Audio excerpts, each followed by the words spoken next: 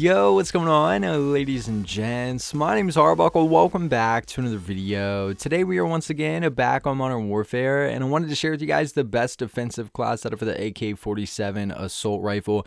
Keep in mind, guys, this is a defensive class setup for multiplayer, so if you're looking for a Warzone class setup or a run and gun class setup, this is not going to be the video for you. However, this weapon build is extremely good from long range, very accurate, and I think you guys are going to be happy with this one. If you guys take a look at the stats that we're going to get with this specific class setup, you guys will see that we get a massive boost to accuracy, range, control, everything that you want with a long distance class setup. We end up only losing a small amount of mobility though. We are running a few attachments on here that are going to help us out with that so that we don't make this thing too slow. But overall, I'm really happy with this class setup, and I was having a lot of fun with it this morning while I was testing it out. So hopefully you guys will be able to do well with this thing. So if you guys take a look at the attachments that we're going to be using, we're not going to be using a muzzle. The barrel that we're running is the 23.0 RPK barrel.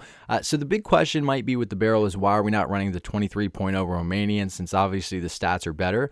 With the Romanian, we're not able to run an underbarrel, which we want to have with this class setup. So we're just going to take the small drop off in those three stats with the RPK, and we'll be able to actually boost those a little bit higher with the underbarrel. So we're rocking with the 23.0 RPK barrel. We're not going to be using a laser. Again, this is long distance, so the laser is really not necessary. The optic that we're using is the Cronin LP945 mini reflex. Now, this is more personal preference. However, I really enjoy the mini reflexes on these ARs, and I think they're much easier to use rather than using some giant scope with a really big red dot. So the mini reflexes are my favorite. I'm just using the Cronin LP945 because it's the last mini reflex that you unlock. It's really just personal preference here, but I would just not recommend using something like a variable zoom scope. So I would stick to the mini reflexes. The stock that we're using is the Field LMG stock. So with this, we're getting aiming stability, improving our accuracy, as well as our control. So again, that Field LMG stock. The underbarrel that we're going to be using is the Commando foregrip. Now, I was bouncing back and forth between this and the tactical foregrip.